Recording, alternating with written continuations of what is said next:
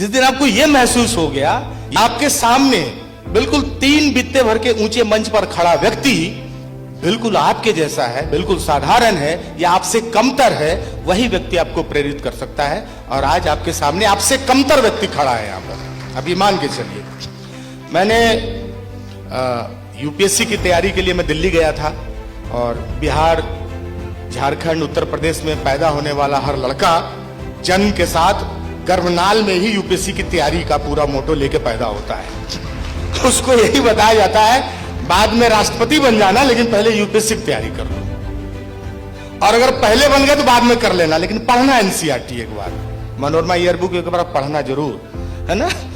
तो मेरा भी वही था। मैं भी घर से जब बीए हो गया रांची सेंट जेवियर्स कॉलेज से, उसके बाद मैंने पूछा घर वाले से क्या, उन्होंने कहा पूछना क्या है, निकलो। ठेकुआ बनने लगा, निमकी छकाने लगा, सतुआ बनाने लगा। और मेरे आसपास जो 2-4 लोग पहले ये कांड कर चुके थे, वो लोग सलाह देने लगे, जाइए मस्त होकर पढ़िए, चिंता न कीजिए। हम लोग निकल गए। उसके बाद मैं मुखर्जी नगर पहुंचा और मैंने यूपीएससी की तैयारी शुरू की।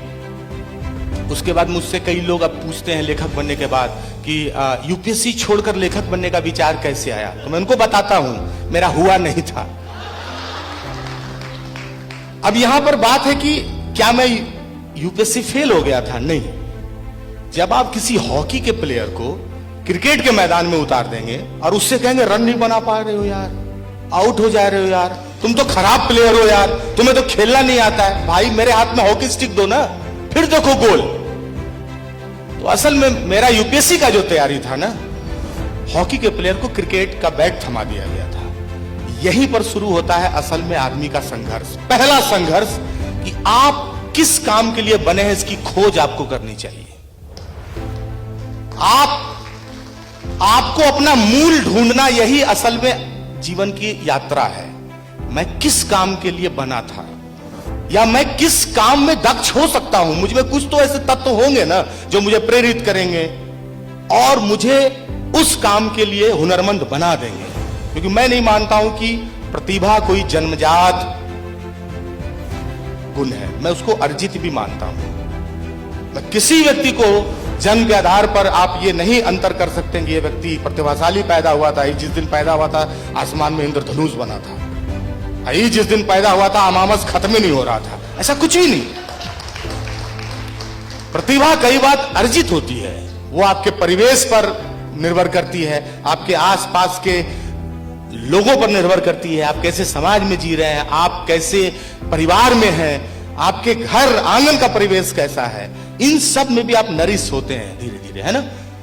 तो मैंने बचपन से अपने पिता को समाजवादी आंदोलन, तो इनका भाषण, तो इनकी कविता, तो दिनकर, तो रेणु की कहानियां, तो दिनकर की कविताएं, तो प्रेमचंद की कहानियां, मैंने यही सुनते हुए मैं अपने पिता से मैट्रिक तक कहानी सुनता था। मैट्रिक पास होने तक मैंने अपने पापा से कहानियां सुनी है। तो मेरे मन में, मैं मैट्रिक की तैयारी के दौरान कविता लिखता था 4 बजे सुबह उठ के, लेकिन वो कविताएं नहीं थी, वो केवल मेरी रुचि थी, वो फालतू चीजें थी जिसका कोई अर्थ नहीं था। लेकिन मुझे अपना मूल जब ढूंढना था, वो तब मैंने ढूंढा जब मेरा यूपीएससी का अटेम्प्ट खत्म हो गया। मैं लेट कर गया, मैं देर कर गया, मुझे तब लगा मैं क्या करूं, मेरा तो यूपीएससी खत्म, अब तो लाल बत्ती कपार पर जलेगा नहीं, अब मुंह लाल करके घर जाना है और फिर पूरा समाज काला कर देगा। आ गए, आओ कलेक्टर साहब, बाप रे बाप, देखिए तो फिर वो आपको बताएंगे क्रिकेट खेल नहीं पाता है, खेलना आता ही नहीं था। भैया हम हॉकी के प्लेयर थे। तो मैंने अपना मूल उस दिन खोजा, अपने अंदर का अनुसंधान, अपने अंदर की खोज कोलंबस के अमेरिका खोजने से ज्यादा बड़ी खोज है, उस खोज में लगी आप। और तब मैंने खोजा कि मैं एक लेखक हो सकता हूं। मैंने यूपीएससी की तैयारी के दौरान देश दुनिया को पढ़ा, सामाजिक समस्याओं को पढ़ा, आर्थिक नीतियों को पढ़ा, उसका विश्लेषण करता हूं, उसको लिखता हूं। तो मैं कहानियां क्यों नहीं लिख सकता हूं? और मैंने एक कहानी लिखी यूपीएससी के ही तैयारी करने वाले लोगों की जिंदगी पर, डार्क हॉर्स नाम की। और यहां से मेरा अलग तरह का संघर्ष शुरू हुआ कि मैंने जब किताब लिख ली मात्र 9 दिनों में, मुझे इतनी हड़बड़ी थी कुछ हो जाने की। उसके बाद जब मैं उसे छपवाने निकला तो मुझे याद है 2014 के विश्व पुस्तक मेला में मुझे 27-28 प्रकाशकों ने रिजेक्ट किया कि अरे बाबू अभी पको, अभी पको, और जब आप पक जाइएगा तो चूस लिए जाइएगा। आपको तपना चाहिए, पकने और तपने में अंतर है। हम शब्दावलियों के हेर फेर में कई बार जिंदगी का रास्ता इधर उधर कर देते हैं। मुझे पता चल गया ये पकना नहीं तपना है।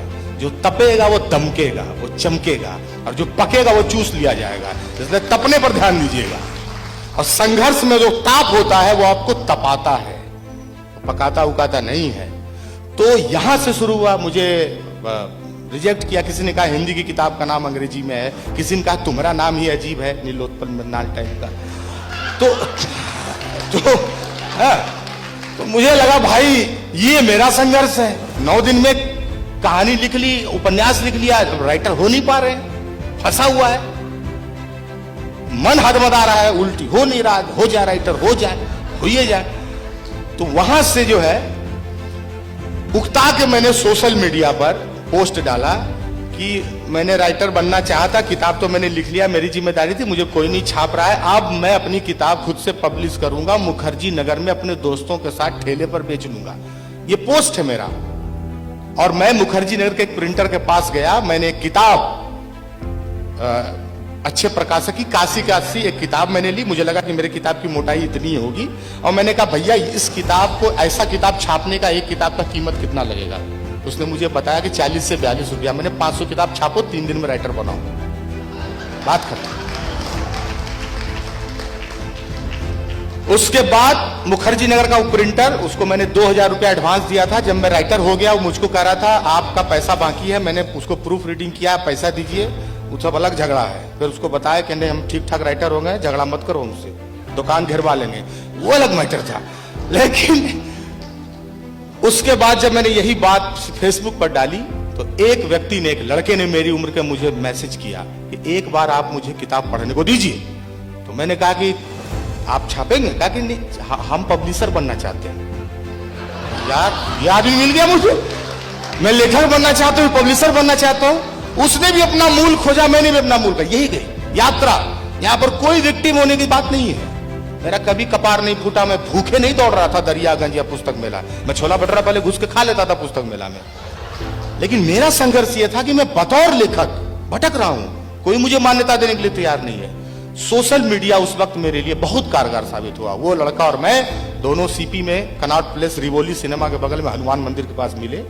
मैंने उसका कहा गुरु, उसने कहा मुझसे कि अब ISBN नंबर लेना होगा। मैंने कहा लो।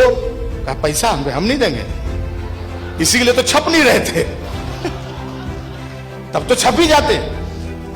उसने फिर अपने पैसे से ISBN नंबर लिया, वो प्रकाशन बना, और उसके बाद मेरी किताब छपी। और 1 साल के बाद उसी गुमनाम किताब को साहित्य अकादमी युवा अवार्ड मिला।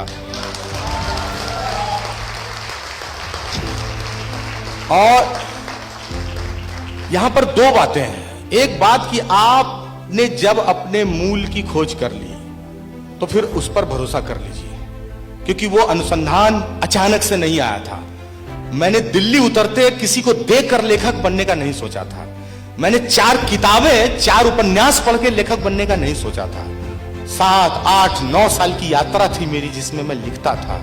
5 साल मैंने फेसबुक पर लिखा, तब जाके मुझे मेरा मूल मिला। लेकिन जिस दिन मिला उस दिन मैंने भरोसा कर लिया, कोई मुझे छापे न छापे, लेकिन जैसे ये किताब किसी के डेस्क पर जाएगी वो मुझे नोटिस करेगा, क्योंकि मुझे लगता है मैंने 10 साल की यात्रा के बाद अपने आप को खोजा है।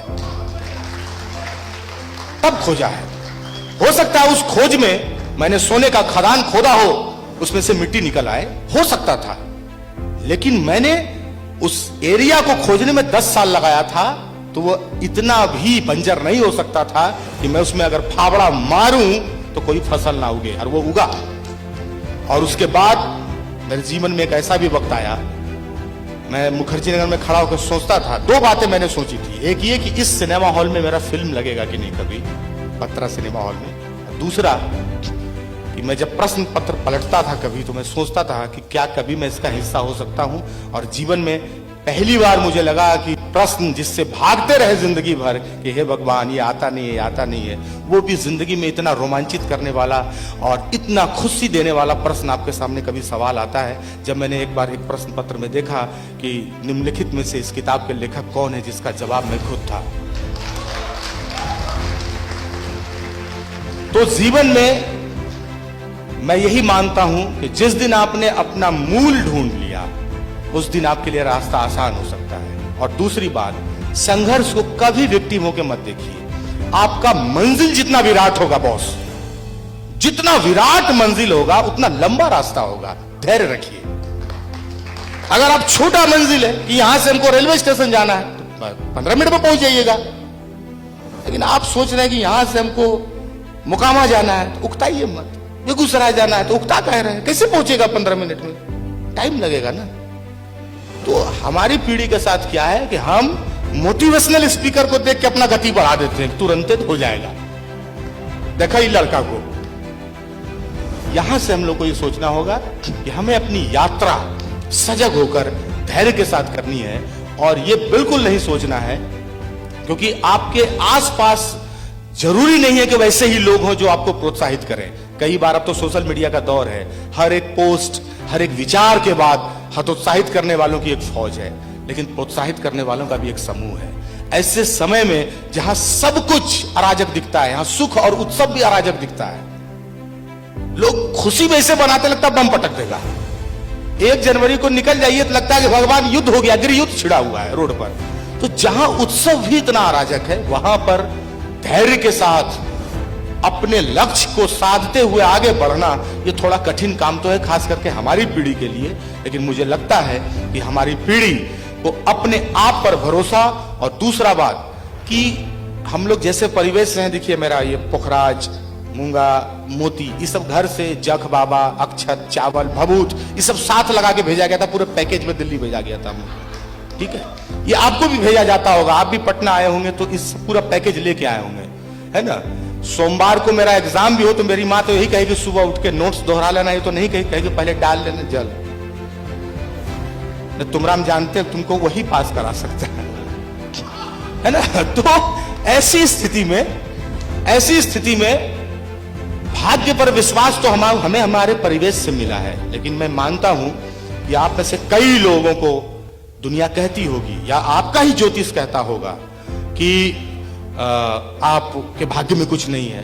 तो मैंने अपने उपन्यास अवघड़ में एक पंक्ति लिखी है, उसको मैं आपके साथ साझा करके इस बात को खत्म करना चाहूंगा कि अभागा ईश्वर का वो भरोसेमंद व्यक्ति है जिस पर ईश्वर को भरोसा है कि इसे कुछ मत देके भेजो, ये सब कुछ खुद हासिल कर लेगा।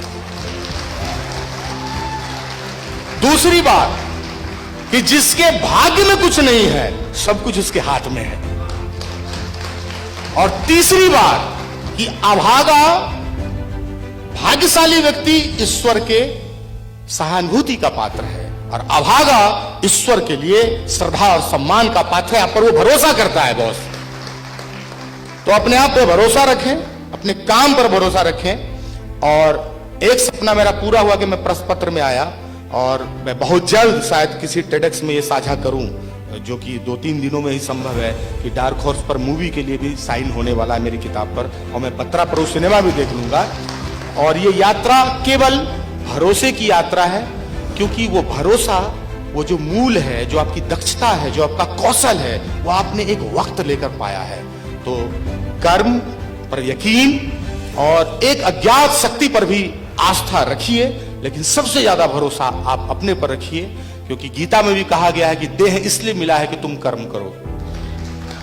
और इसके साथ मैं 2 पंक्तियों के साथ खत्म करूंगा अपनी बात को कि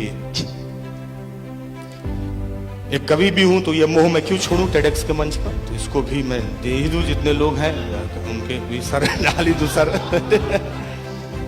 यहाँ के युवाओं के लिए मैं कहना चाहूंगा कि आसमां पर फेर कर तू उंगलियां, रे लिख दे गीत वहां है रे लिख दे गीत वहां, कि आसमां पर फेर कर तू उंगलियां,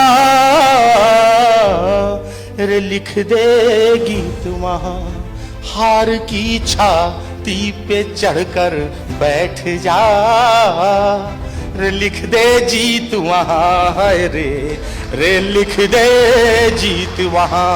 बहुत बहुत धन्यवाद। जय हो।